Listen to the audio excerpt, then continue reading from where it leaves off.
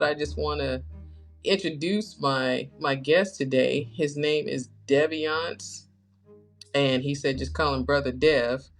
And so I just said, hey, since I really couldn't find a whole lot of information out online prior to this get together, I just said, hey, give me a little bit of information that I can share with the public beforehand, and then we can get into just a free flowing conversation. I don't like to pre-plan my questions. I just like things to flow as they come. So, but before we do that, let me read off of here what he has given me to say about him. He is a mystic, falls in line with my personality, and so I'm gonna say that, well, which is what he said. Shamanic practitioner and a mystic. He's out on the West Coast, not sure where, but we'll get into that when we actually have a conversation. He specializes in psychedelic integration coaching. Not really sure what that means. I can infer what it means, but I don't want to assume, so I'll let him talk about that when we get together. He is also into clairvoyant healing, which I'm curious to know what that is, and why would you want to heal being a clairvoyant? And I'm sure I get that wrong. And he's also a psychic energy healer. So I am looking very forward to getting in touch with him and having a conversation and just seeing where this leads. And if he's a person that you guys find of interest and you'd like to have him back on the show, I'm asking for more participation. I'm asking for more feedback this year. I don't want to just be complacent and just say, hey, subscribe to my channel. I need your support. I need your help. And please listen to more than just 5 minutes of my video. If you got the time, you want to sit and listen while this is going to be more so me being on camera this season and this year. So, I may still do a combination of just doing some audio podcast so that you can just listen and you don't have to actually stop what you're doing to participate or to listen. But if you do have some time and you want to get into some guests and you have the time to sit down and actually dedicate, 45 minutes to an hour or 20 minutes to an hour, I won't put a time limit on it. As I said, I'm just going to go as that spirit allows me to do it this year, and as I have time and my guests have time. So without further ado, I'm going to cut this a little short at this point. You can be like, damn, that wasn't short at all. But I just wanted to be as thorough and give an introduction to my friend as best I can. And I say friend loosely, to be honest, at this point. But hopefully he'll turn into one. I'm liking his energy, and we'll see. But let me pause this. And the next person you see, or the next voice you will see other than mine, or the other voice you will hear other than mine, will be that of Deviance, aka Brother Dev. So stay tuned. There he is. He decided to jump on the screen. I appreciate you, brother. Peace. Last minute stuff. I Socks. hear you. I see you. I love it. What's going on? I thought you was gonna be audio only, but I love it. Nah, I ain't gonna leave you hanging like that. I ain't gonna leave you Oh, well, hanging I like that. appreciate you. Handsome brother, you better be out here trying to be seen. Let me see I that left mean, I'm hand. just trying to match your vibe. The melanin popping, the Let me skin see the all left glowing. hand. Come on I need now. to see the. Let me see the left The hand. left He hand?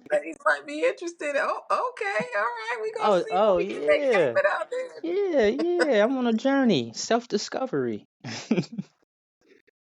All right, well, we can jump right into it. I actually did a video before I started because I wasn't sure whether you were going to jump on here or not. hmm Brother Dev is in the house, in the room, in the building.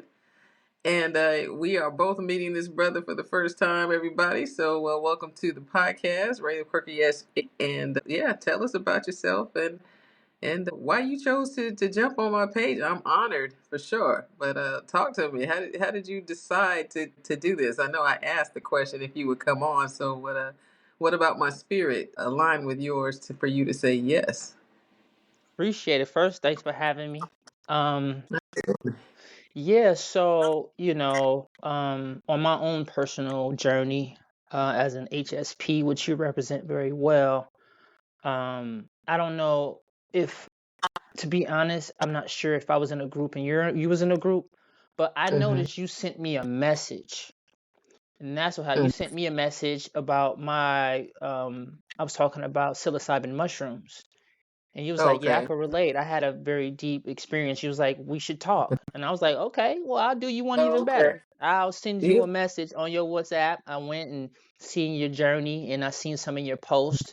I was like, "Okay, she really about that life, so let me go ahead and, that's all I needed because a lot of people still don't even know what an HSP is, and not only that, being able to fully step into it, especially me being a black man and raised up in Richmond, California. So I was dealing with a lot of conditioning based on whatever a man is supposed to be.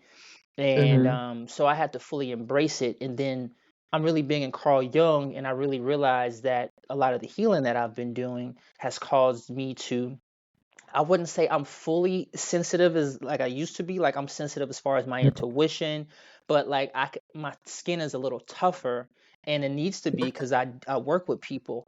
So anybody who represents HSP, I'm down for. But if you look like me, it's kind of like a must to connect and represent because a lot of people out there needs to understand what this is about. Because a lot of people feel so, how can I say, they don't feel they don't. Freedom, being free and being free to express yourself Mm-hmm. is harder than it seems these days. And for a lot of people, if you're highly sensitive, then it can be even more challenging. Highly sensitive people, our challenges are not the same as other people's challenges.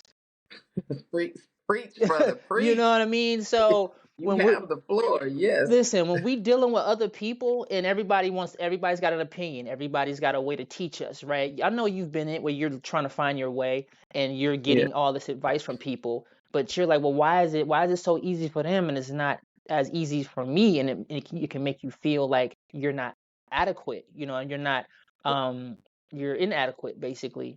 And when I Yeah. learned about HSPs, it was like, no, nothing's wrong with you. You just have a certain way you learn, you have a certain way you operate. And if they're not catering to that, then it will be a constant uphill battle. So that's how Yeah. we connected. But about me, I was raised a Christian and I became a merchant seaman. And then I started my spiritual journey when I realized that making good money, partying, living the best life, it just something was missing. So I went soul searching. And in the process of me soul searching, I came across plant medicine such as ayahuasca. I'm huge on psilocybin mushrooms. I'm a cultivator as well. And Oh, I was looking for my purpose. I was like, well, I don't feel connected. What am I here to do? Like, what is my real purpose? I know what I do, but and once I did my first ceremony, my heart opened. I healed. I cried. I purged, and spirit came through really strong. It was like, well, this is your purpose. You're here to bring this medicine and this healing to people that come from environments like you. And it was fun. now, was your journey, was it on mushrooms or was it on ayahuasca first? Which So was your first? first, I want to say, I tried mushrooms first before I did ayahuasca, but the Okay. mushrooms that I tried, it wasn't like a healing experience. It was just like, oh, okay, I see what this is about, Okay. and but the aya was different. Like it was no joke. It was like this is serious. Like this is nothing to play Mm-hmm. around with. So that was from Absolutely. I aya. haven't done it yet. I haven't done IU. I've been trying to find a place to actually go that I can trust. I know someone who did go to Costa Rica Hmm. um last year. I think it was last year while I was still in California. We talked about, well, not, we didn't go into depth and talk about it, but yeah, I haven't done it, but I am looking. I am definitely ready for that for sure. Been ready. Hmm. It's worth it.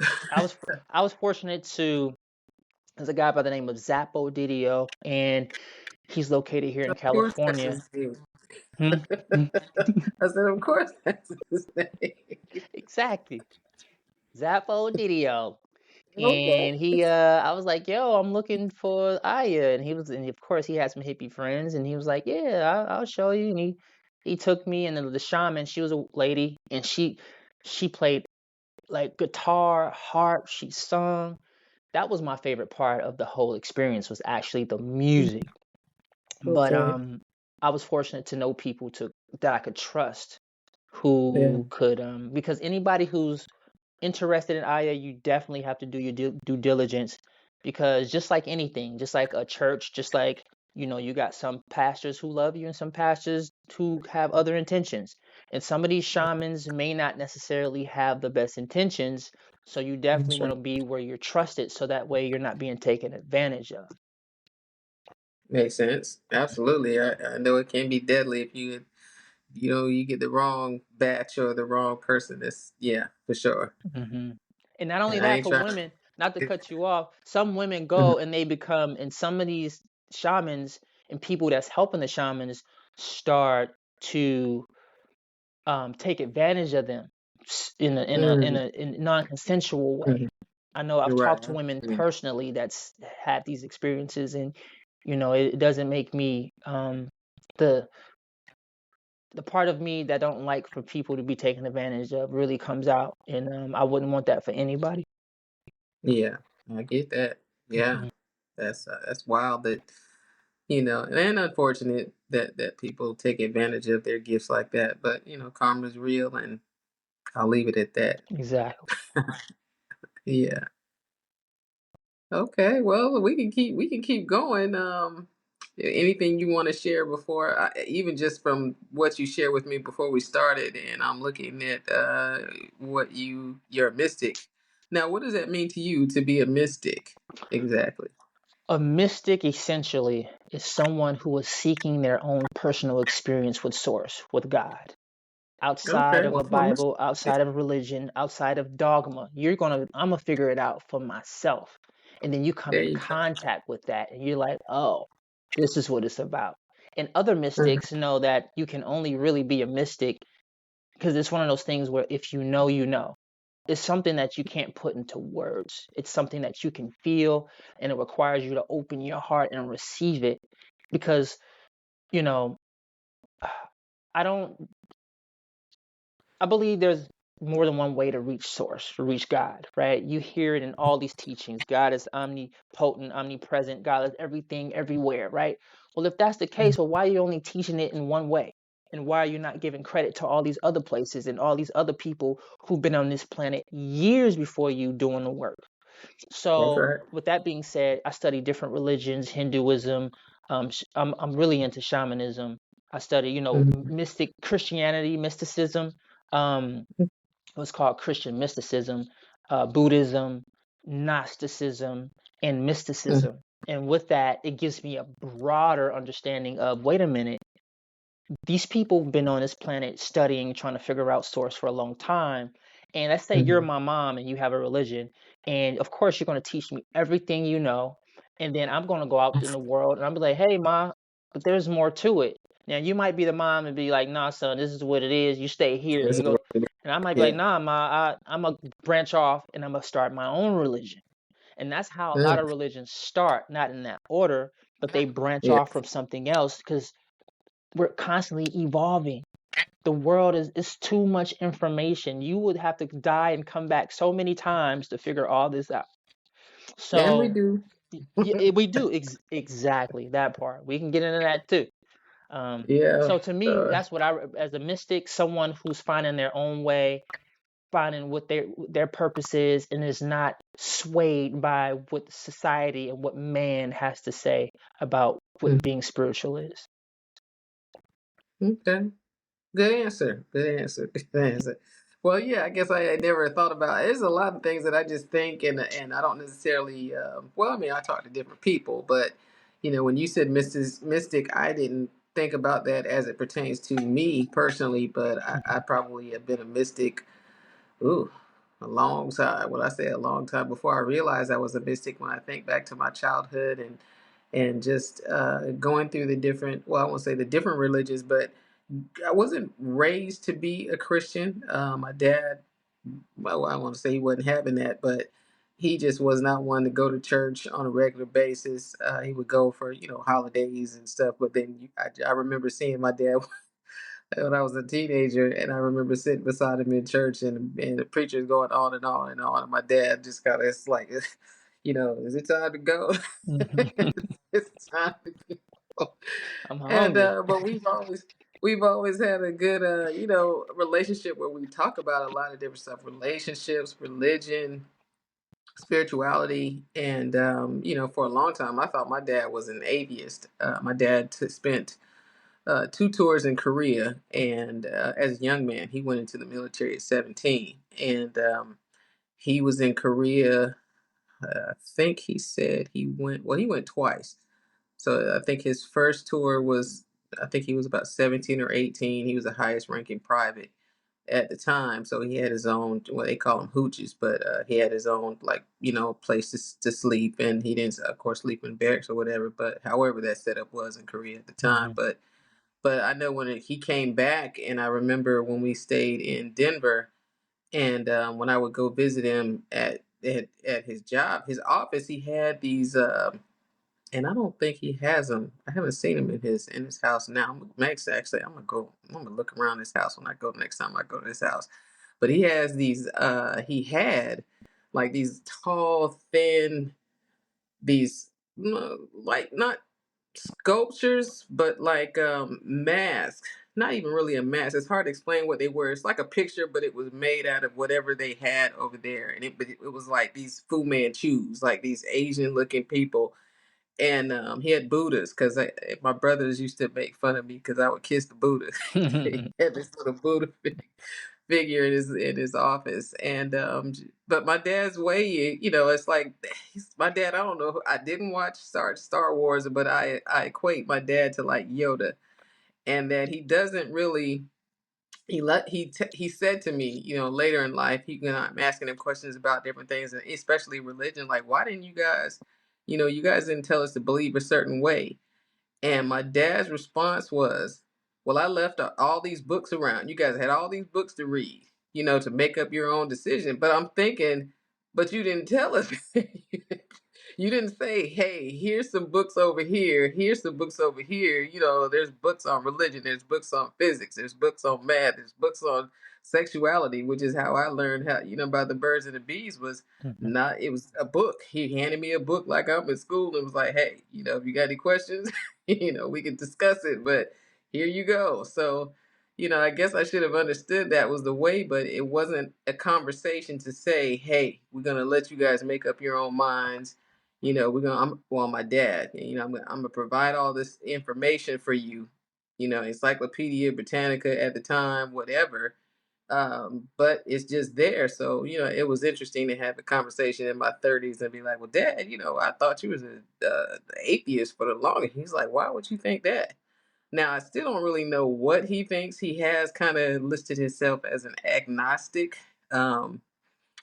which, it works for him. And I've learned a lot just by talking to him. And you wouldn't think that he knows the Bible by looking at him, but yeah, you can't judge a book by its cover and just assume that people, live a certain way because of what you think they should be or how you think they should be living. You know what I mean? I would say my dad's a very spiritual person, but from the outside, most people would think, oh, he going to hell. He's a heathen. Hmm. But, if you sat down with him, and I'm grateful that I've had the chance to know my dad the way that I do, and know that, he's he's living the word um in ways that most Christians don't. You know, my dad has compassion. My dad is the first one to say, well, hey, even though this is not what they doing, this is what you should do. And just do the right thing. I know they tripping right now, but give him a little grace. Now he doesn't say it in that way, but the answer and the remedy and the message is pretty much the same. So I'm like, you know what? Yeah, I don't like labels. I considered myself a Christian for a long time. Just after looking around at a few things, I went on a journey. I was a Christian because, growing up, that's what we did. We went to church, but it wasn't a religious thing. Like, I had to go to church. If I wanted to go out on Saturday night, I went out on Saturday night. It didn't determine whether I had to go to church on Sundays, like a few people that I, knew. But um, when I got older, well, I questioned for a long time. I questioned as a kid. And then I remember going to college And I don't know if you are familiar with in Atlanta they had a set called the Nubian Islamic Hebrews. Mm, They changed the name now. Changed the names a that's few deep. times. I'm not sure whether they brother, but now at the time the brother it was Imam Isa or Dr. York because he changed his name a few Yeah, times too. Dr. York. And I would go to the to community. He was right there on Edgewood Avenue. Well, actually, how I started was I was working downtown and at the Hyatt, and these brothers were set up on the corner with oils and books and whatnot, and they had just loudspeakers. This is in the summertime, so they had the loudspeakers on the corner, and they just pumping out Brother Imam Isa's, his teachings. And there's incense and oils, and they sitting there with their stuff on, and I'm curious because I'm coming by because I'm trying to. I've been asking questions as a kid from a kid. Well, why is this? I'm reading this in the Bible, and it says this, but this ain't making sense. And I'm asking pastors and preachers, and they're just kind of like, "Oh, you so sweet," pat me on the head, and I'm like, "Yeah, but I really want to know. Thank you for that, but I really want to know." And I never really seemed to get an answer from the preachers that I asked, the Christian people, that I would go to and ask these questions. And so I remember just stopping, and I didn't have anything necessarily written down because I'd been, keeping it inside and just curious about a lot of stuff. So I'm asking the brothers. I remember, and he caught me one day, and I'm like, okay, well, explain this. Okay, and he explained something else. He was like, well, you might want to come into the community and start taking some classes. So it led to that, and it led to me taking my Shahada at 19 and studying that for a while. But I was going to college. I was in Memphis State at the time, but I was home for the summer, and stopped eating pork. And my parents were born and raised in North Carolina, so the the not eating the swine was like, what? You ain't eating no pork chops no more? Mm-hmm. You ain't eating no ribs, no bacon for real? So yeah, my mom, she was still kind of like, well, you okay? We still eating the swine over here. I don't know what you gonna do for breakfast, but this what we doing.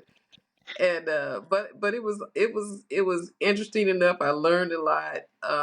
But I guess because I still was in college, and I actually had a letter. I actually wrote Imam Isa a letter, and because I was asking, like, okay, I'm seeing the community. I see the brothers over here on one side, and the women are with the kids over here, and you got all these rules. And again, I wasn't raised with rules, so I'm like, well, okay, I'm looking at my life and my aspirations of being an architect and having the husband and the picket fence and the 2.5 kids. And wait a minute, now you telling me I gotta forget all that and give away my stuff and move in here and take care of these community kids? It's not my kids, and take on a husband, and wait a minute, but we don't sleep together. But huh?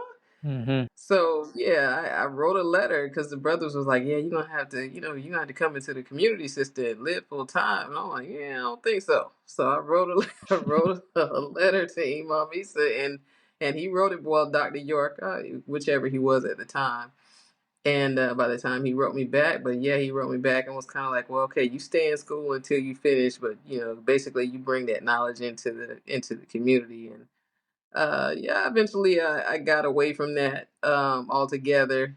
Um, I think there was a few things that kind of bothered me, even in regards to Islam. Is I read Message to the Black Man, and I don't know if you've read that book, but it's got, and I'll say for me, my experience of reading Message to the Black Man was it had a lot of different things. It was like, okay, I'm reading chapter one, and the Honorable Elijah Muhammad is saying this and this and this, and then you turn the page, and before you get to the end of chapter one, he's saying something else. This is my interpretation, so I don't want nobody coming from me from the nation or anything. But read it for yourself, and then you'll make your own opinion. But it just was like so many contradictory things um, that just had me kind of questioning the longer I stayed in. For me, there was a lot of things that I can appreciate and still appreciate about Islam.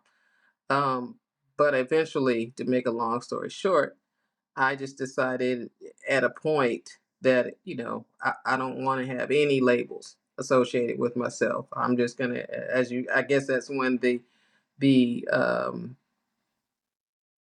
understanding of being a mystic, although I didn't know I was one, was like, yeah, I don't want to have this feeling of, because I was tormented for a minute when I saw, but actually I got one of my friends who actually started going to class with me, and she embraced it. I mean, her daughters, which are grown now, they became, Muslim, and she was teaching them Arabic, and they're black. Basically, she was a 7 Day Adventist, and then she started coming to class with me, and it was like, okay, this makes sense, and got into the lifestyle heavy. And I don't know to what extent she's still in it, but she was in it. I mean, had started wearing the garb, and I'm saying whatever time of day it was, wherever we are. Hey, I got my mat. It's time to pray. It's time to make a lot. I'm going to Juma. What you doing? Uh-huh. I don't know. Not that I wasn't, hanging out or doing anything, but it was just, I don't know, it's the ebb and flow of, well, yeah, but okay, but it still is not feeling quite right for me all the way. Christianity didn't feel all the way right for me. And for me to say, and interestingly enough, I was at LAX and I remember saying out loud in the break room one day that I wasn't a Christian. And I knew what I was doing because there was a whole bunch of us in there. And I just was like, I know they're gonna be like, blasphemy. you know. No, you didn't just say, or stop alive, if Rebuke I can her in the interpret it name of anyway. Jesus. Right, are you sure? So what do you believe? So you don't believe that Jesus died on the cross? Uh-huh. I'm just saying, I do not consider myself a Christian. Whatever that means to you. Why you getting all in my why you getting upset? I'm not telling you what to believe. It was just interesting. So yeah, the freedom of all the way around, and I know I cut you off but like I said, this is the flow that we're going in. But I wanted to bring that back to what you were saying about having the I guess the balls to just live your life on your terms. When you said that about being an HSP, and for me, it's been a I am who I am. I move the way that I move and have always done that, but not without that. But I wonder what people think. But I wonder who's gonna be upset, if I do this. I'm gonna do it anyway, you know. Right. But to have that now, that internal, fuck 'em. I mean, if you like it, if you like it. If you don't, you don't. I don't know if you see my shirt I got on, but hey, I'll stand up and show it. It's my new brand. No Okay. apologies. So, Yeah, let them know.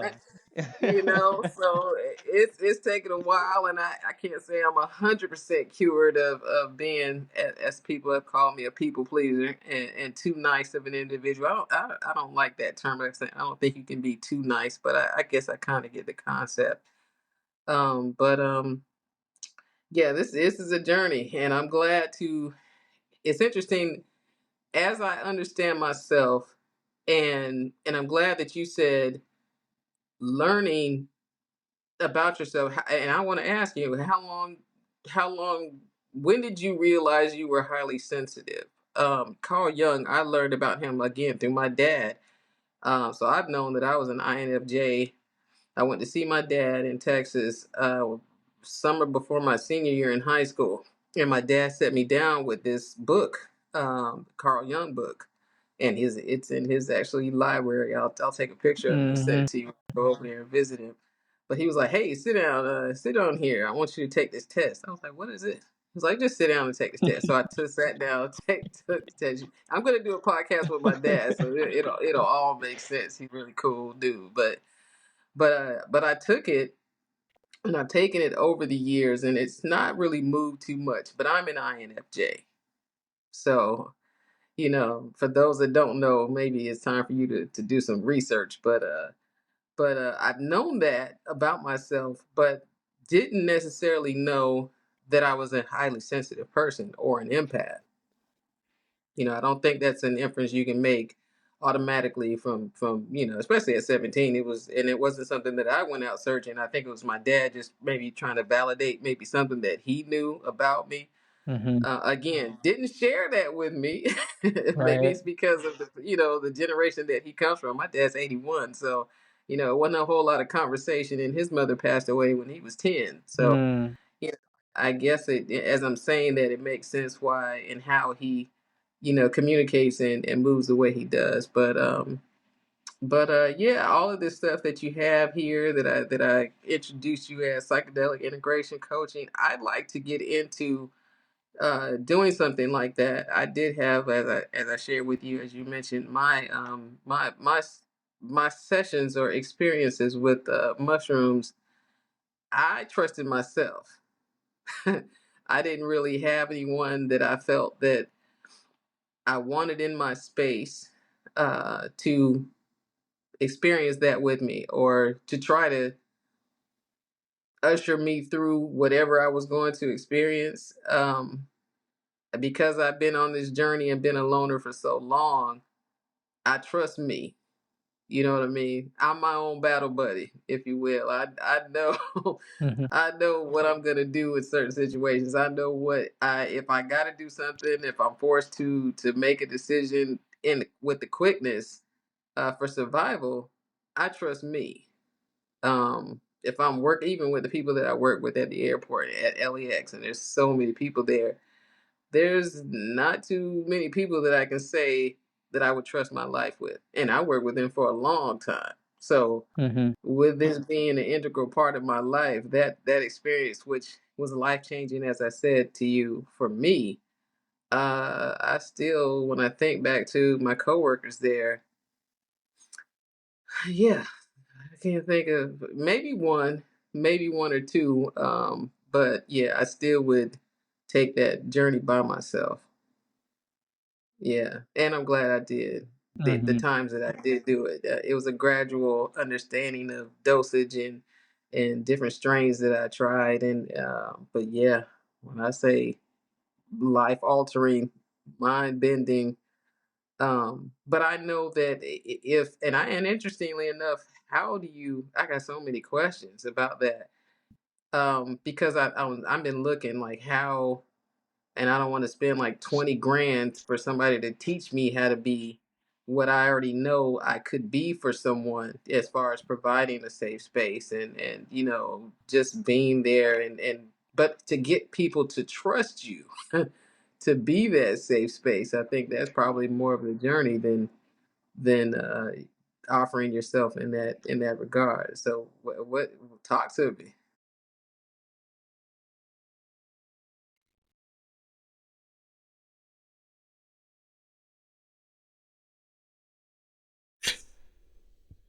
There's nothing like starting my day with a hot cup of tea in my favorite mug while working on Raye the Quirky HSP podcast.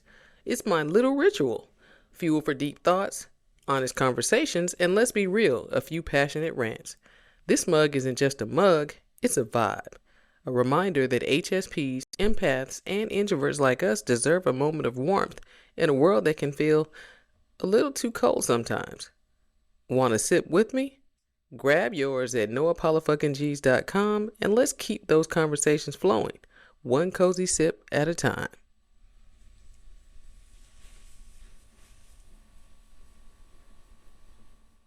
Worked with him for a long time. So Hmm. with this being an integral part of my life, that experience, which was life changing, as I said to you, for me, I still, when I think back to my coworkers there,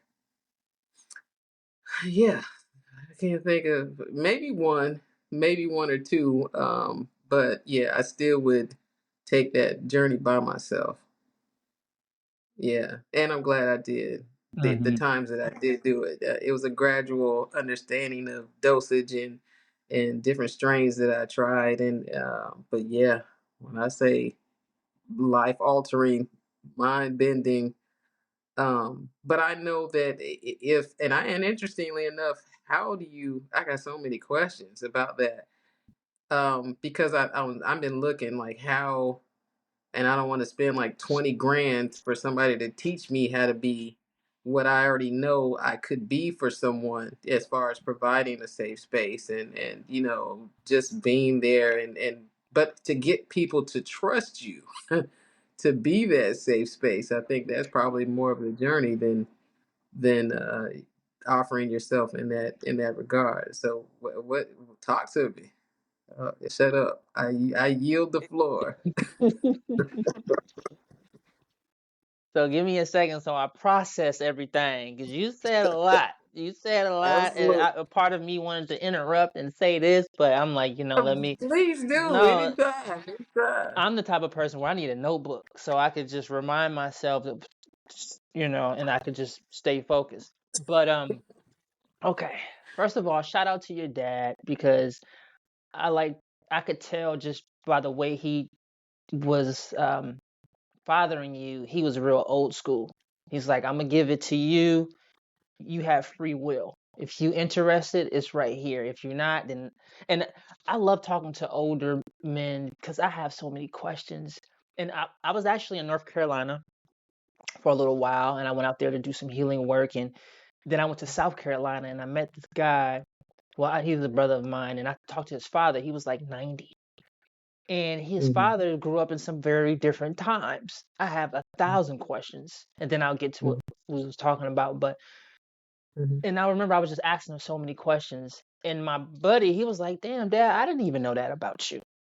I love talking to older men because I really want to know, and you can tell when someone gets around them who's intrigued, because your father seems like he ain't gonna give you nothing unless he knows he is worthy of him telling you. So somebody like me would be all bushy eyed and asking these questions, and they just get into like their stories, and you can hear them just going down memory lane, and you hearing all these things. You Mm-hmm. too, I hear a lot of wisdom in you as well. So I just really wanted to give a shout out to your dad for how he raised you, and because when you talk about, because even though you're HSP, I know there's some warrior in there too, you know. I'm probably military, raised on military Yeah, bases. So. yeah. So you a different HSP. You know what Well, I you mean? saw Some, that. You saw my. You said you saw my hey, I seen T-shirt. it. I was like, you can catch these hands. I was like, okay, I seen that in your face already. So you just proved it, like with the with the shirt. So but yeah, you said a lot of good stuff. And I'm gonna get to the psychedelic with the Dr. York and with the Christian. It's Mm-hmm. not easy, I deal with people, and when I do consultations with people, they're having this awakening and they're starting to see the truth. But I see how much their life and their beliefs and their community has a stronghold on them because they don't Mm-hmm. want to have to deal with the backlash of people looking at them crazy and it's a lot. It's a lot. And so people got one foot out here and one foot in. I was like Yeah. that. I didn't just wake up and was like, I'm gonna do it. I was still in church when I started to know the truth. I was still playing the Yeah. drums. And it wasn't until I left for sure, became a merchant seaman, where I started getting it into this is what really did it. Mm-hmm. Hidden colors. I don't know if you ever Mm-hmm. seen that, but once I Absolutely. seen that, it Which was a one? wrap. It's more than one. It's So which three one? All of exactly. It was them? over. I was like, because my awakening wasn't like it was like, you become furious. You become something in Mm-hmm. you, the God in you starts to come out when you start to see all these lies. So that's Mm-hmm. not the takeaway from Christianity as a whole because it is a community. People do Yeah. need a community. If you've been out selling drugs and prostituting, church is a good place for you. Okay? I'm not Yeah. telling you to become woke, but I was raised in church. Okay? My grandmama, my granddaddy raised me. I was a church drummer. So it's not like I was just going every Sunday. That was pretty much my life. So my outlook on church was more like me really breaking out the box. So and I'm into Dr. York, Dr. Valentine, Bobby Hemmett, Come on. I was getting into Come the on. listen, the people who assisted me through my awakening, these people they didn't hold back. So a lot of Okay. that was in me when I was dealing with people. You know what I mean? It brought another Mm-hmm. side out of me. I just became like a little warrior, even though I'm sensitive, but it triggered something in me that I didn't know was in me. I didn't know it was okay to be that way until I seen other men who knew the truth showed me. Mm. So when did I find out I was a highly sensitive? And then I'll get into the Yeah. psychedelics. Um, I didn't. I was always, but I didn't know it until I became aware of it. Once I started Mm. my awakening and then I started understanding what it was, Then I went into my childhood and was replaying all these moments. I was like, that was a sensitive moment, but Mm-hmm. I didn't have an outlet to express it because I was around people that wasn't okay to be sensitive, so I Yeah. had to play the role just to survival. It's about survival for me. But when did I find out? I would say probably, you know, I would have these moments. So my sun sign, if you're into astrology, my sun sign is Mm. a Pisces, right? So there's a lot of Okay. I'm a water in there. Virgo. Okay, Virgo grounding. Yeah, I'm very familiar. My moon is a Virgo. So My opposite. Yeah, yeah. yeah, yeah. So, I've always been sensitive. I was raised as a single child with my grandfather. My grandfather, he was a deacon. There was no cussing in my house, there was no arguing in my house. It was just Jesus. So Mm-hmm. I lived two different lives, in church. So everything outside of church I wanted to do. I wanted to smoke weed. I wanted to lose my virginity. I wanted to do all this stuff that my parents is trying to keep me from doing. Mm-hmm. And but as I got older and I went through my spiritual awakening and I understand, first of all, that it's so no, no, no, I take that back. I was 21. I'm gonna say I was 21 or 20 once I started to learn about astrology. And when they started to Okay. teach me about what a Pisces and the traits that I have, that was the Mm-hmm. first time I ever felt seen. I felt Wow. seen I remember I was in Home Depot. I was in line, and right when you about to go to cash register, they have these little, books or whatever, magazines, and I read Mm-hmm. it, and I'm not too into them telling me how my week is gonna go, but Mm-hmm. I do love them telling me the traits that I have because no Yeah. one told me, and that's when I felt like I got some power because I felt seen. I felt like I understood myself a lot better, and it was okay to Okay. have these sensitive traits that I had. Okay. Yeah. And then when I started my awakening working with plant medicine, I started to really work with my inner child. And when I worked Mm. with my inner child, it was a whole bunch of sensitivity and divine feminine energy coming in and Yeah. nurturing me and helping me understand that, all the parts of me that I have, I want to say, inherited just from conditioning in my environment. I didn't Mm-hmm. need that no more.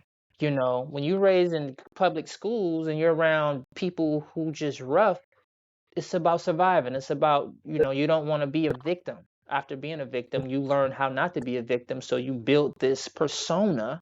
Shout out to Right. Carl Jung, right? You built this persona and this toughness, and now you got to walk around and look a certain way. Now your walk has to be a certain way. So now when they look at you, they'll think twice and not messing with you. Right. But as I Yeah. healed, I realized I don't need that anymore. Where I'm going, where my healing is trying to take me, I can't take that with me because these are Mm-hmm. false identities. So I want to say within the last 5 years, that's when I Mm. really understood how sensitive I really am. And it's okay to be that way. Yeah. Now, with the Now, do you psychedelic, have any go ahead. friends? I'm sorry, but No, no, go ask ahead. this I forget. Did you have any, friends that along the way, I guess from your childhood, that maybe saw you that way and just maybe never said anything, or because I mean, I have friends from a long time ago, but I don't know that they would have seen me as a highly sensitive person. I don't know that I was wearing any type of a mask. I probably was just very um I don't know. I don't know. I guess I have a friend I can ask that question to. She just hit me up. I told her, and I've known her since I was 6. So maybe that's somebody I should ask that question to. But I'm sorry. Go ahead. No, that's a good question. I would say not in the sense of what you're saying it. I did have certain people that was older who like could tell that I wasn't really about that life, so they'd kind of look out for me, but not as Mm. sensitive because I still was trying to be as hard as I could be, whatever that was, and they was like, "You ain't Yeah. really hard like that," but you clearly need some assistance around because I didn't have no older brothers or see. It's one thing to have older siblings that got your back, but when you out there by yourself, you have to learn how to survive. I can't start something that I can't finish. I learned Yeah. very early that it's a lot of stuff I can't finish. So Mm. then the part and these, and I'm talking about people older than me that had my back, but people my age, they was Mm-hmm. out just trying to, girls, women smoking weed. I was good at blending in. I was funny. I could talk smack here and there.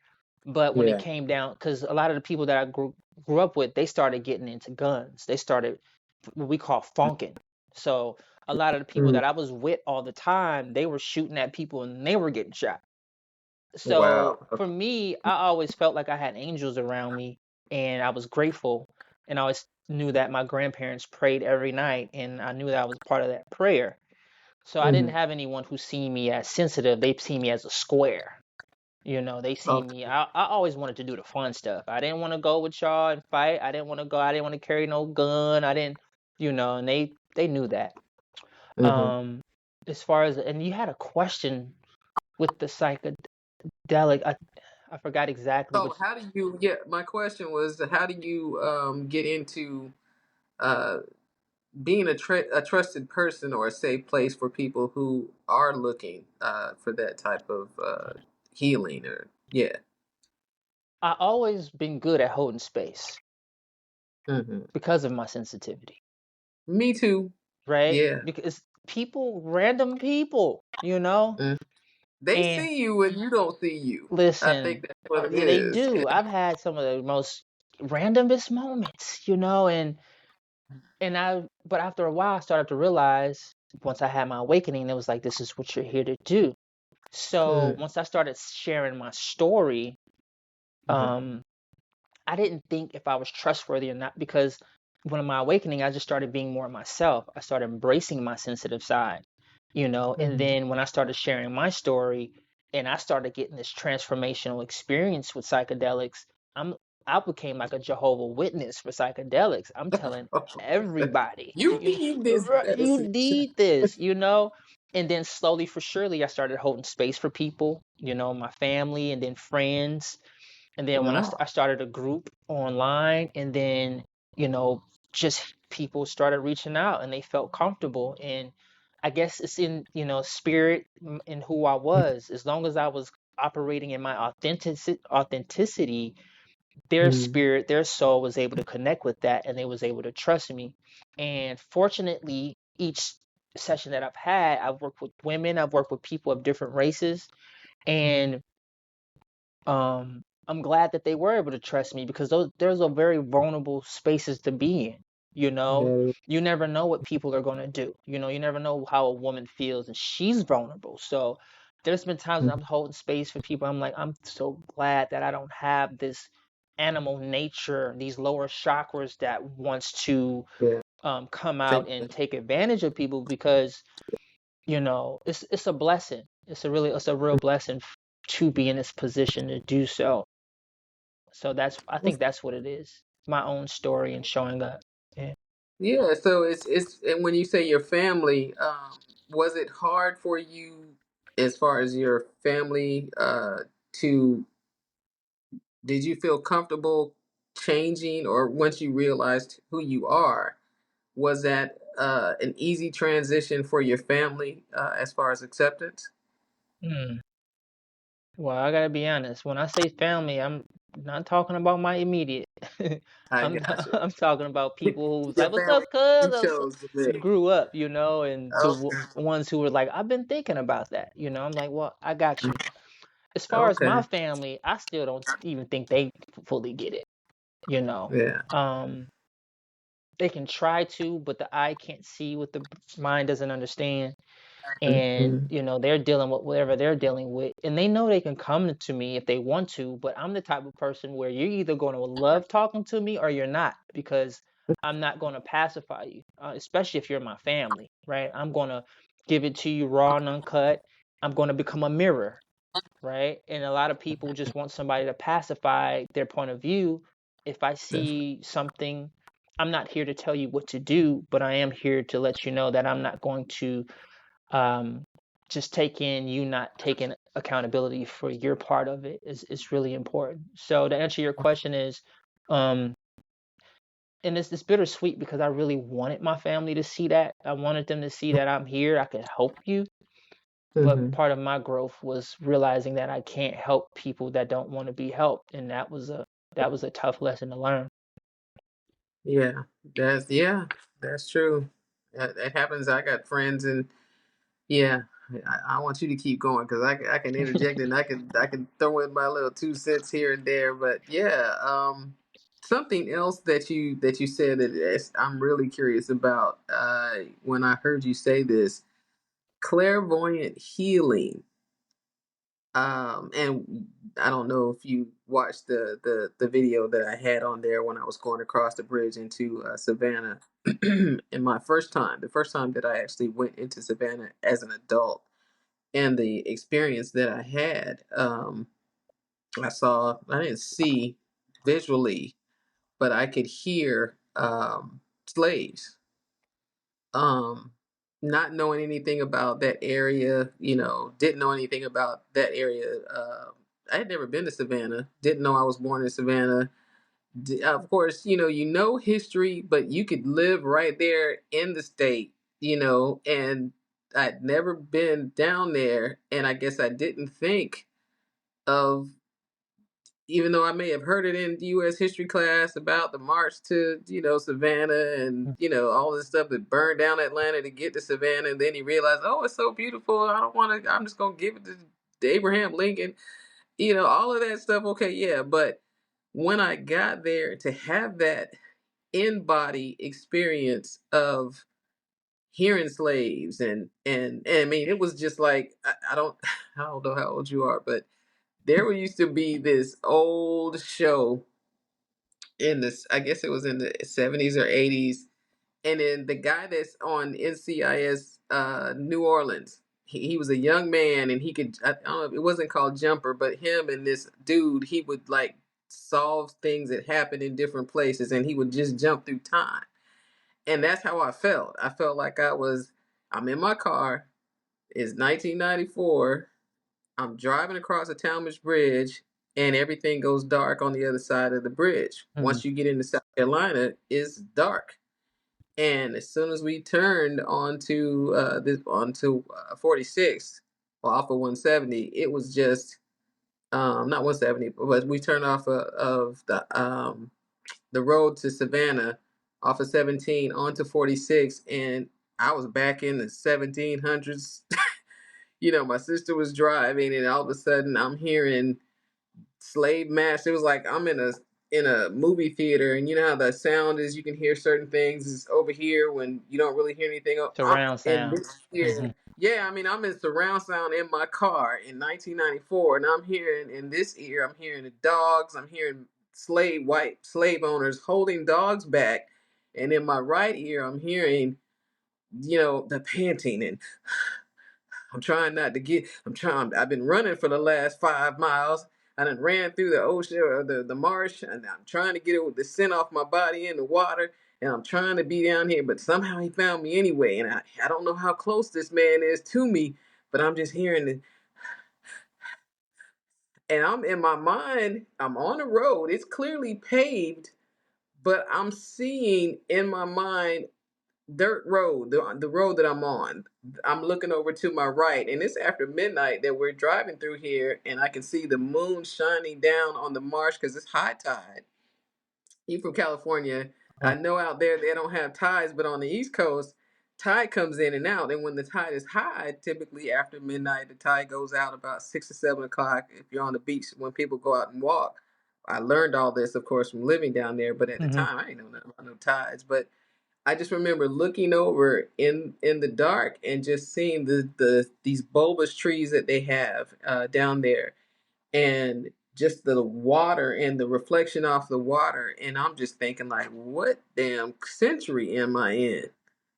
And I remember saying in the car to my sister who was driving, she's 8 years younger, so I'm looking at her like, what? Where are you taking me? and, and I don't know if she heard me. I didn't ask her again. But I was in the moment realizing I didn't have any fear, but it was just, I was so fascinated I ain't never felt like this before. I've never had this experience. I don't know what's down here. And then of all the stuff, spending more time with my mother and that side of the family to learn and understand the gifts and the abilities that they have down there.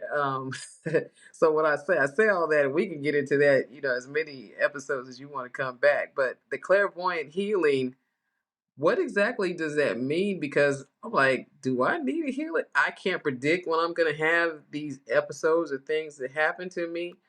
I saw Whitney Houston's death visually in my mind 2 weeks before they said what happened. As soon as they mentioned the day, I guess the day after she died, as soon as they mentioned that she died on the news, I saw a vision. And the vision that I saw was just this flailing. 2 weeks later, she died in the room, in the bathtub. She couldn't get out because she was whatever had ingested, but she couldn't get out of the water because for whatever reason she couldn't, and she couldn't get her footing, and she drowned. So this is what I remember just seeing in my dream or in my vision. I wasn't asleep. I'm standing on my feet. I was doing something in my home, and it was just Whitney Houston has died, and it's like what? And nobody was there with me when I had this. And then 2 weeks later, I don't know if I was with anybody when they actually said what happened to her, and I was like, wow. But it wasn't anything. It's not something that I can predict when I'm gonna have these experiences, if I can say. And I haven't had one. I've had a few since that time, but nothing in the last. Nothing happened to me when I was in California, I have to say. So yeah, it's been probably about 10 years since I've had an experience. But yeah, clairvoyant healing. What is that? Let me process all this. Let me process it. This is just And a lot of good stuff.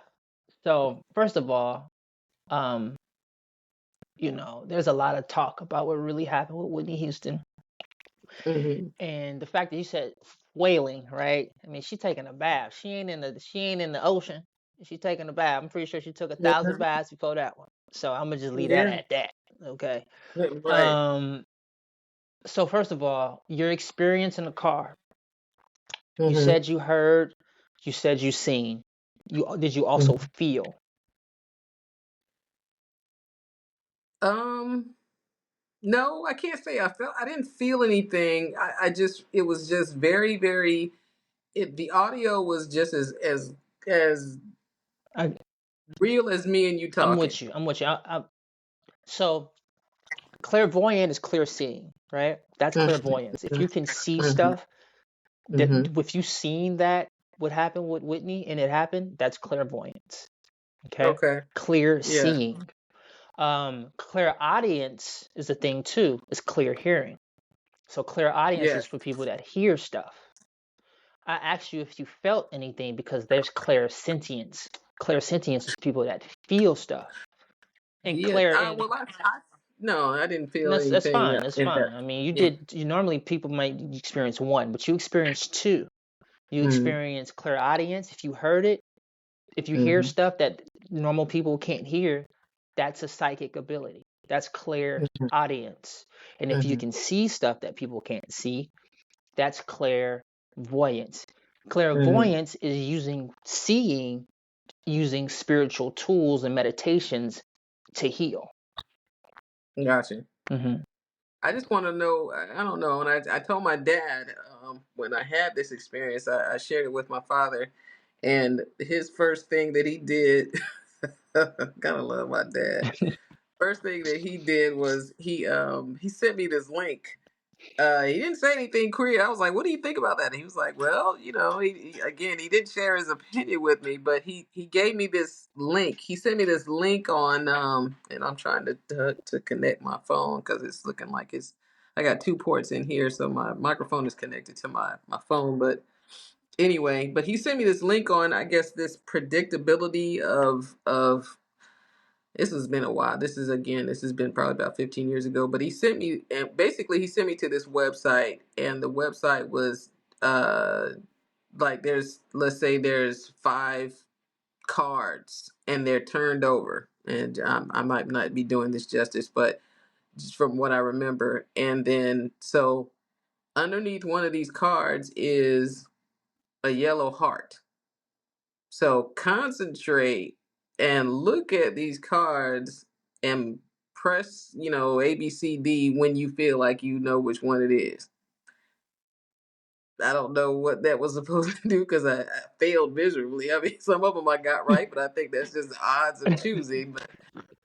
But um, but I was like, oh, at least he's supported. He didn't say it was wooky or crazy or anything like that. But yeah, I didn't get the point of it. I didn't see for myself how that correlated with the experience that I had. But yeah, there I go, still in the show again. I'm Let's. sorry. Sharing is caring. Your dad is a real gem. Just hearing these stories, like, and he Yeah. already got. It's like anything you say. Oh, I got something for that. Hey, what do you think about this? Right? I think that's the Mhm. kind of dad I would be. Like, I would be so intrigued on knowing what my kids are into just to support that. You know what I mean? Yeah. So your dad knows something. He's very wise. I would consider him a mystic. He's very into mysticism and esotericism because he knows a little bit about everything. It seems like He it does. seems like it's nothing he doesn't know. And if he didn't know, he'd Oh be yeah, like, and even if he he gonna didn't, he figure it wouldn't out. tell you he didn't. Exactly. I don't know, but let me look He's into not that. gonna tell you that he don't know. He gonna make up something. Right. Shout out to my daddy. Or shout out to pops. Because that's big. That's a big deal. Like, to have that type of support, because what I've learned is, because I lost my parents a long time ago, but as Mm, I came to certain points in my life, I realized, like, depending on the relationship you have with your dad or your mom, they can support you as you grow. Like, it doesn't matter if you're 21 or 31. As you go through life and you go through stuff, I think if a parent has gone through enough and experience, they're constantly growing and evolving. That puts them in better position to help you grow and evolve. So, yeah, but yeah, and I'm listening. clairvoyance is that. It's clear seeing. If clairvoyant is a psychic ability, everybody has the ability to be psychic. It's just most people are afraid of it because most people say it's the devil. But clairvoyance Yeah, is clear seeing. Clairaudience is clear hearing. You had a psychic episode, which is a beautiful thing because some people would have been afraid. I know people, right? I just talked to a lady yesterday, and she asked God to cut off her psychic abilities, you know? wow. Because people do that. They see stuff, they hear stuff, and they get scared. And they like, God, I don't want this. And God takes it away. And then they get to a Yeah, point where, like, oh, God, I want it again. Now, I don't know how to help you with that. I don't know. But yeah, that's between you and God. But that it happens. And I think this conversation is so important because we're all born with certain abilities. And the thing about religion is that it cuts people off from their natural abilities, giving them the impression that it is of the devil, you know? So, mhm. yeah, like, you had a clairaudient experience in that car. Yeah. I'm aware I had that, but I guess it's just my question is, and it may be rhetorical, nothing, of course, that you may be able to answer. It just like why then? Like, okay, trying to think. Anything happened to me before? No. I mean, at this time I'm like 20. I was 23, and then the next time that I had a situation was, I think that was with the Whitney, and that was in, well, I was 30, so it was like maybe 10 years later. And then not too long after that, I think within that same year, it was definitely in that same year. But I know that I was seeking. I was seeking a lot. And I had the time away from work, away from distractions to be able to dedicate. And I was going to church too. At the time I was a Christian. Had gone back into going to church. I was a member, well, I guess on paper, I'm still a member of New Birth Missionary Baptist Church in Lithonia, where senior pastor was Bishop Eddie Long, now deceased. But Daddy that Longstroke, whole Eddie Longstroke, that's what they call him, right? Is that the same guy? Eddie Long, yeah, they used there's to a call him Eddie lot going on with Longstroke. Okay. yeah, peace be unto his soul. But yeah, I was there during that time, and but yeah, I had an experience down there where I was cleaning out my car, and I was in South Carolina. But again, well, let me say this: this was me having that first experience was when I just went down there to visit, and when I eventually moved there, I lived down there from like '96. The first incident happened in '93, and I moved there uh, right after the Olympics. So '96 until off and on. I mean, I lived down there off and on since then, Mhm. and really actually just found out I paid for a membership on Ancestry to further my documentation of my family tree Mhm. and find some people. And just in the last week, I mean, I found, you know, aunts and great great grandparents that were born on slave plantation. Well, I knew that they were born on a slave plantation, but to actually see their birth certificates that says Mackey Plantation and Fennel Hill Plantation. My mother was born on a plantation, and my grandmother. And but yeah, to see that my family line is just all through that area where I lived. But during the time that I lived there, I didn't have any of those. Once I left and went down there and drove across the bridge for the first time, that was like my indoctrination, I guess, my introduction into, Savannah. And then living there, each time that I would cross that bridge, I never had that feeling again. Now, the next time that I had that audio, I was in Ridgeland. I don't know if you know how much you know about South Carolina down there, but it's not that far from the Talmadge Bridge, but it's on the other side near 95. And I'm just basically I'm cleaning out my car in Ridgeland. Ridgeland is this small little country town where one of my cousins lived and my aunt's grandmother's sisters lived at one time. And I'm cleaning out my car, and I have my doors open, the music's on, and I'm right by this vacuum cleaner, and I have my back to my car. So this is me. My car's behind me. My door is open, so I can reach into my car and clean it out. And this person, I won't even say person, an entity, uh, come. If you were watching me, it would look like this. Hey, hey, I got something to tell you. This is, let's say there's a person on my side. I literally stop what I'm doing to turn. So if you're watching me from say across the street or whatever, you're gonna be like, "What? Who's she talking to?" Because she's, why she stop what she's doing? Ain't nobody out here but her.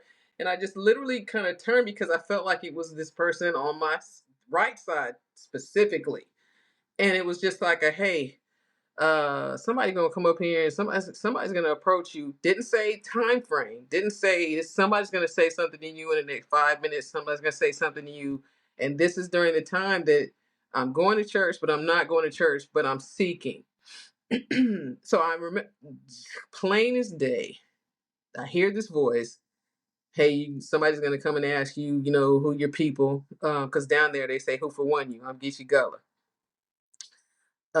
But on that side, so the guy didn't say who for one you, but when the person, the entity, the spirit said to me, "Hey, somebody's gonna come and ask you a question," it was like, to me, it was like the way that I felt when I experienced mushrooms, and the time where I told you it was like I was suspended above the world and everything stopped, and I was lucidly in it, and I knew where I was, but I still also was outside of my body looking down on all of humanity. And I remember in my mind, it was like, the way that I felt then was it's on. Like it was Mhm. such a rush. Like I'm actually here. I know I'm in my van. I know I'm alive on the ground, but this shit is on. This is awesome, right?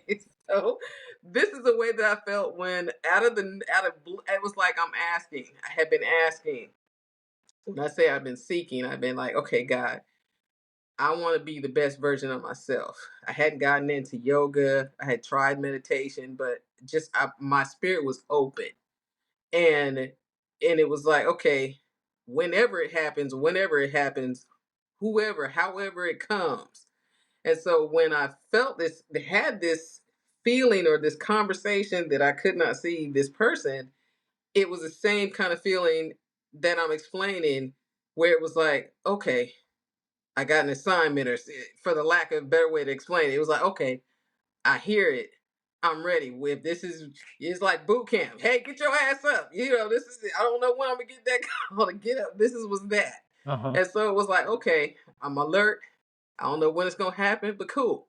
So I went back to doing whatever I was doing, and I felt a presence.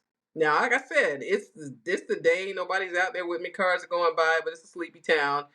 And from the time that I have this warning, about 5 minutes later, I feel this presence. There's nobody out here. I don't see anybody stop around me this way, but I feel like somebody's staring at me. And I turn around and I look over the top part of my car, and there's a man in the car right beside my car. And so I look, he's staring at me, but he's not saying anything. So I was like, this is weird, but I'm still thinking. I hadn't forgot about what just happened, but I didn't know what this was. I didn't know that it was correlate. So as soon as I turned the music down and I said, "Excuse me," I said, "Did you say something?" And the guy's still staring at me, and he goes, "Who are your people? What's your last name?" Now I'm adopted, so even though I have family there, I could say the family name, but when I said, "Sir," I said I was adopted, so you wouldn't know me by my name.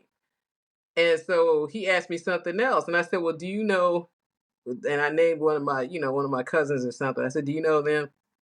He was like, something he said, and but it wasn't. He wasn't satisfied. So I'm still trying to figure out.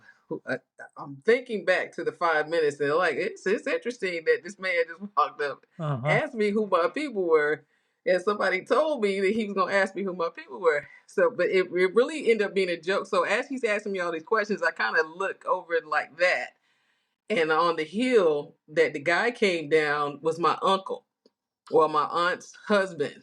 And so when I saw him, I was like, "Oh," I said, I know why you asked me that." He goes, "Why?" I said, as soon as my uncle saw me, he comes down the hill. That was his buddy. And they were just playing. He was like, he saw me. He was like, "Hey, go down there and ask my niece, blah, blah, blah, blah." So it was all meant in jest, but it was just the fact that I knew they were coming. You know what I mean? It was wild. So, but yeah, I haven't had any types of those types. That was the last time I had that type of experience where I heard. So that's the clairaudient, but it's not predictable. I mean, I don't know Not to cut you, that was in Georgia. when. That was in Georgia, correct? That was in South Carolina. South Carolina. That Okay. wasn't far from the first incident, but it was, I'd say, from Savannah That to was your where this region of your happened. ancestors. That was your Yes, ancestral region. Got you. yes, absolutely, yeah, all up and through there. I love how you ask The questions slave and you answer plantation, it. from where I had that, from that particular place to where my grandmother, my mom, and my relatives were born on the slave plantation, maybe 10, 15 minutes away. Not that far. Okay, let me know when it's my turn. Yeah, it's your Okay. it's your turn. And while you're Okay. doing that, I'm gonna plug my cord in, so I'm listening. That was good. That was deep because you asked me. I think the initial question was like, well, why did it happen then, right? And then you kept Mm-hmm. talking and kept talking, and you was like, well, I was seeking, and then you kept talking, and you was like, well, I was asking God, and I was like, okay, she's answering her own question. This is One gonna be question. easy, okay? Okay. Um, because I had already had a general response for you, because I can't tell you why, right? All I could do was ask questions and try to put the pieces together. So first Mm-hmm. of all, it depends on your vibration, I think, right? It depends on the vibration and you being real ready to receive it, because those are not experiences everybody is ready to handle.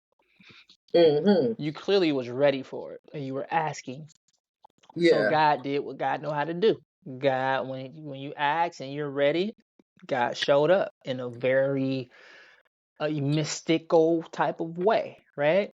Yeah. Yeah. And you know, um, I would say, because you said you had one foot in the church or you was out, so you were kind of like straddling the gate a little bit, right? You were in it, but you wasn't in Well, it. You was. I wouldn't even say I was really in the church. I was going. That's not in the church if you But going to church. Not really. No, I wouldn't necessarily say that everybody that it's just like that, like they say, all closed eyes ain't sleep. I, Okay. I see what you mean, but Well, what when I I mean say is you were going to church. as When I say in church, not necessarily praising God and ushering and wearing white gloves and all that praise dancing, yeah, but you were in the pews. You was listening to the pastor. I was, You yes, was you I was. giving offering? Was you giving some money? Was you No, and that's the thing is that I guess in my mind, when I say no, I mean as far as tithes, giving an offering, maybe yeah, it'll contribute a little something, something, but Well, let me ask you I this. wasn't settled in my spirit to give a tithe. No, I Okay, wasn't, and that that's I wrestled with understandable. that for a I've minute. been through that too. Well, let me ask you this. Why were you in the church? Actually, and that's gonna take another. Okay, no, you don't have to go That's a down there. Just I'm yeah. just asking these I'll questions. start by saying this. I'll just say this. What made me join um New Birth? I was away in Barcelona. I Okay. left. I left. I wasn't planning on coming back to the States. I had packed all my stuff up. I had finished my 2-year scholarship program in South Carolina. I had planned, manifested everything that I needed to get myself to Barcelona. And this was I had a job and everything, but I just was not fulfilled. And I left and I couldn't stay. And while I was away, because I was living in South Carolina at the time, but while I was away, I just, again, seeking, and I'm in Barcelona. This is not working out. And I'm asking questions of God. And end up having to come back to Atlanta.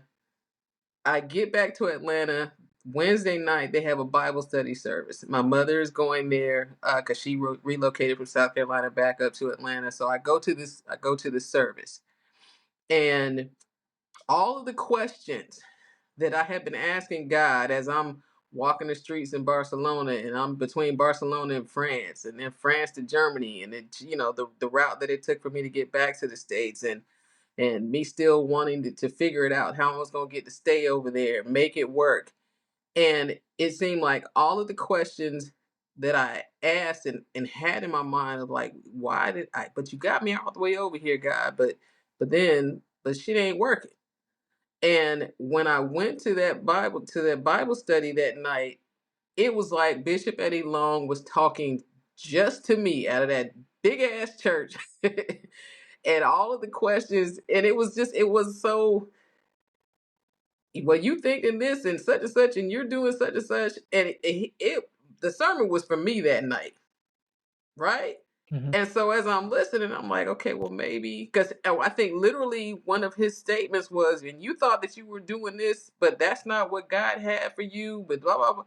And I was like, damn, is this where I'm supposed to be?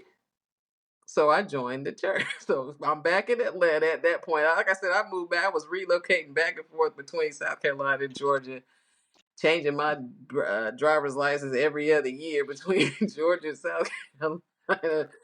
And but yeah, so to answer your question in a short way, yeah, I seeking, just still seeking, not really at that point in my life where it wasn't about me caring about whether people thought that I went to church or not, because I wasn't raised in it to have that responsibility. Not to say that it wasn't like, oh, I'm a heathen and I just don't want to go to church, but it wasn't something that was forced upon us to do. It was my decision True. to do it. But had I not done it, it wouldn't have been a big deal to my family. We didn't have that pressure on us, me and my brothers, but without having any structure, and this was after, me, I guess, denouncing Islam and not really doing that anymore. It just still on my journey, my path of trying to figure out what fits, what makes sense. And because this was all around the time, like I said, I met my biological mother in '94. So this is the understanding of where I come from. What's in my family line? Is this something that I should embrace? Um, Learning more and not really even learning anything necessarily from in depth from my family members. Just, oh, this is what happened to your aunt, and this, some of the stories that I heard was like, what? That Mm-hmm. sounds a little creepy. That how one of my grandmother's sisters died. It was like the way my aunts explained what happened and how they had to go to her house one night and how they found her. It was like one of the moral of the story was, so what was the moral of the story? I'm still left trying to understand, why did you tell me that? Still don't know why they told me that, other than to tell me, well, your mama used to go over there and do rituals with her. That was the end of the story. How that had to do anything with me, I don't know, other than them just telling me to say, well, Aunt Mabel was into some stuff, and if you want to know what she was into, ask your mama, because she would go over there and do stuff. And so when I remember asking my mother, it was kind of, she never told me. She wouldn't give up the goods. She wouldn't tell me, well, this is what, Aunt Mabel called me over there and we did this ritual. She did say that. And I said, well, what did the ritual, what did it mean? I don't know. What you mean you don't know? How do you know you weren't conjuring up the devil or something? That was my mindset. Then I still don't know, because you can do rituals that are, not uh positive. I'll put it that way. There's good and bad things. Dark and white. And Yeah, I yeah. guess, yeah, and my mother was one that didn't question. I think she was, I guess, again, as a young person, finding her way, and not having been raised by her mother. Like I said, my story is long and winding, but my mother, she was not raised with her mother, but she was raised around her mother's people. So I think maybe as a teenager or young adult wanting to fit in, she would do things. This is after she had me. She had me at 18 and she gave me away.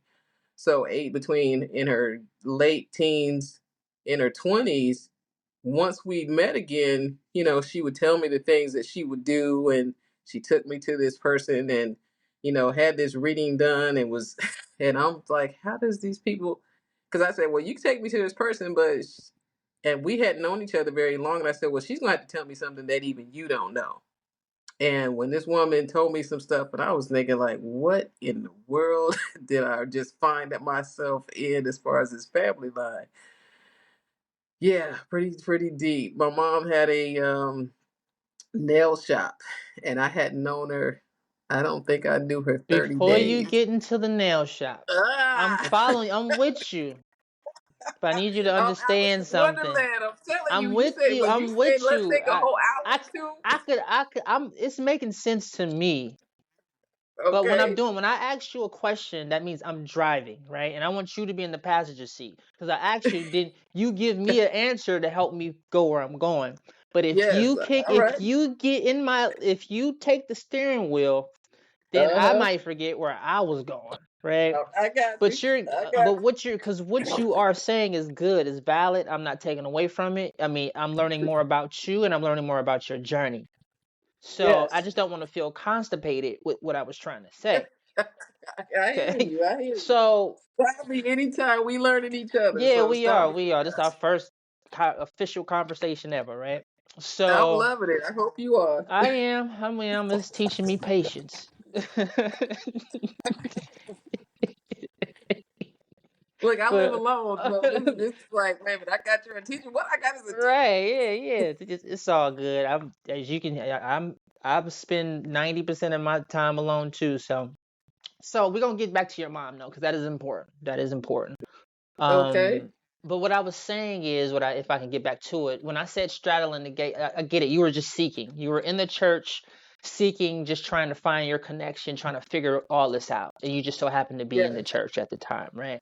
And that Yes. goes to show it doesn't matter. God can speak through anybody, regardless of their reputation, regardless of whatever. God can still use them, and we'll just leave it at that because I forgot where I was trying to go. Okay, Mm-hmm. so where was I trying to go? I think what I was just saying, I was just trying to connect the dots of how Oh, I would say, well, you I were. never had. I couldn't predict when I'd have those, because I've been always open. I feel, and willing to have any type of experience like that. But I guess to not have it, to have it 10 years later, have another one, not know when it's going to happen. You know, is it some type of way to um, hone it, if that makes sense? Okay, I get it. I get what you're saying. Um, so yeah, things were just happening how it was happening. We really can't. A part of this journey is just being okay with not having it figured out, right? Because what it is breadcrumbs. It's breadcrumbs to see what you're going to do with that, right? So it's either going to make you more interested or it's going to be like, I don't want to deal with it. So when you're ready, like that's the only when you're ready for it, that's when it happens. And Yeah, if I'm you ready. right, and it happened, right? Now let's get into your aunties, right? You were saying I don't know why they would tell me about my mom and this and stuff. It's funny because you ask like I don't know why, and then you get to talking, and it becomes clear why they did it, right? I'm like, Clear to you because you're on the outside. They're right. like, I'm looking. I'm like, well, clearly it seems like right? they knew what they was doing. Because they knew you was seeking. Clearly they knew you. I think they knew you were seeking. And you, like you said, your mom hadn't been in your life, so anything they gave you is a part of your story, right? Because you're trying to put the pieces together. So on your mom's side, you come to her, you're asking her these questions, and she might be a little reluctant to share some of this stuff, right? Because who knows, what she experienced? Because there is light and dark magic, right? Right. But I see some similarities with her and you, because you are a seeker too, and just like you're finding your way, she was trying to find her way, and now then you went to church with her, so that's where she ended up, right, in church with what she become, for because most of us are familiar, with church, Well, with she grew up in church. I had that same religious. Well, I didn't, but she grew up, which is the I'm reason gonna why take we this weren't. mic from you because you like to take it. I'm gonna take it from you. I'm gonna take it. Let me just sit If there. I Let me could turn my mute you, mic I off. would. If I could mute your mic, I sure would. We gon' So yeah, right. I can imagine. I can imagine she grew up just like I did, just like, So I would consider your mama mystic. I would consider her a mystic, definitely. And all of these things are beautiful for you on your journey, right? Regardless of where you started, you still got a chance to end up where it started, regardless of how you started, because you had to put in the effort. Because a lot of people just be the victim and they don't, they're mad. But it seems to me that you were open, and you wanted to know, you wanted answers, and that takes courage. It really takes courage because you may not get the answer that you're looking for, and that keeps people from actually searching, right? So I commend you on that. And a lot of people do end up back in church because there's more to it, right? Some people leave church because of the people that represents the church, right? They see all this stuff that's happening, they don't want nothing to do with it, they become victimized, and they leave totality. That doesn't take away from the goodness of the spirit that is involved with church. But when they go out and they learn more about just how dark stuff really is, they like, oh, well, maybe it wasn't that bad. Let me get back in church. But now they're more clear on the message and the type of people. That's why there's 1,000,003 churches. Can you pick one that works for you and that resonates with your spirit? Um, so shout out to your mom too for her being a mystic. You got it. It's in your family. Your daddy's a mystic, mom's a mystic. I mean, hey, clearly there's something here. All right, I'm giving that. This is where I give you the mic. Okay. I don't know. I'm here to listen. I'm saying enough. I gotta hurry up and say what I gotta say. Say it all. You got the floor, brother. I promise. We can do this again at another time. I just wanted to share enough to give you context. That's like I said, we didn't propose it. Now, can you imagine questions? Come on now. Oh yeah, you're No, right. You're we right. still be on the phone asking each other what. So what you want to talk Yeah, because you're about? gonna ask me a question. I'd be like, you know what? This is what you gonna take the mic from me, and I'm gonna be like, you know what? I'm gonna just listen. Let me hold space for this sister, so and see No, her. But the good thing is, like, a good thing is the things that you are talking about, I am interested in. It's not like you're just talking some mumbo jumbo. Like I'm always interested in people's journeys. I think that's the best because, you know, people get so fixated on the things that they learn from school. I want to know, what did you learn personally? I want to know, what has life taught you personally? That's what I'm intrigued in. So I love it. You know, we joke around and stuff. Damn, my light went Well, off. 1 second. Interesting. where are you at? Where in California? No, How far not are the. you from So what Atlanta? happens is I have this, not the electricity light, but I have this you know, those lights for social media and all that stuff. In the Mm-hmm. battery, I have it plugged into like a power bank, Okay. and then Yeah, I the just power plugged bank, mine. it Plugged drained mine in. it drained the power bank. So here we go. That was interesting. Boop. Now we good now. Okay. We Back good. on. Yeah, I had just plugged the power bank on and stuck it on the back of my phone. Mm-hmm. But So yeah, we could talk. I'm just like that. I mean, to be honest with you, you remind me of me because um when I'm into something, you know, I be wanting to say what I gotta say because I don't want to forget it. I'm in the oh, moment. that's how we started. Because your title that you gave me was Clairvoyant Healing. Hmm. What is that?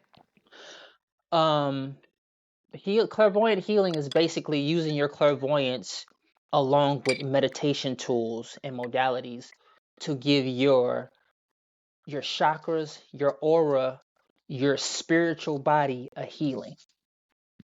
Hmm. Hmm. Okay. I'm listening. I need some context. I need an example. So, for example, your chakras, right? Mhm, So, you know, you can heal your chakras physically, right? Certain colors, certain things, yoga, where eating certain foods, reds, greens, and all this stuff. But you can also mhm, clairvoyantly, by meditation, closing your eyes and visualizing your chakras and giving it a mhm, healing and working with earth energy and working with cosmic energy. So you'll imagine these energies healing your chakras, and then that's an example of clairvoyant healing. okay. Hmm. Now, do you guide others through doing that for themselves, or and if so, how? Or do you just do that for yourself, you personally? I'm in I normally do it for people. So I'm Mm, actually in training now. I have maybe, I don't know, 6 more months till I graduate. mhm, And my mentor, he's teaching me the tools on how to do it myself. And then when I get my certificate, I could guide people to. I would prefer to teach people how to do it than for them to come for mhm, me to do it for them, right? Give a mhm. person a fish versus teaching them how to fish. Um, Yes. so that would be my goal, to just guide people. I'm getting more into that. Hmm. I can do it. I haven't really been just like pushing the issue because it's something that I've been learning to do kind of low key, building up Okay. my confidence and things like that, and learning, and because it's all about the pineal gland and it's work. Hmm. But I'm into it. I would, if someone came to me and said, "Could you teach me?" I would never like turn them down. Hmm. Okay. Well, again, I'm out of questions because I do want I want to know more about you in whatever way or however you want to share. Just yeah, since I know you mentioned that you are different than you were succinctly, and since I don't know you before. Um, do you feel like you're different in a better way, or and if so, if what about that would you like to share? If Absolutely. Um, All right, if you made it to the end of this video, I appreciate you staying focused and listening. Hopefully, you found something enjoyable about the podcast interview with Brother Deb today. I know I did. I enjoy his energy. You can see the interaction between us was genuine and organic. I've only met this guy today, but I definitely want to have him back on. If you guys like what you've heard so far, please let me know in the comment section. Also, if you have not become a follower, please subscribe to my channel. It doesn't take but a moment just to hit that button so that you're notified anytime I upload anything. So I am just making some changes, making some improvements, hopefully, to the podcast. And if you've only just tapped in for a few minutes on each of my podcasts in the past, I just ask that you go back and listen a little longer. Spend a little time. I think some of my podcast episodes are about 30 minutes or so, 45 minutes. Some other ones are long. The second to the last one is actually someone interviewing me about my book. So if you want to take a listen to that one, that'll give you a little bit more foundation on who I am and why I chose to make this channel in the first place. So I also have a book out. I have a website, which is Raye the Quirky HSP, that has been moved. I did buy that URL recently, so I'm making some changes and some improvements to the brand. I am on TikTok, same name.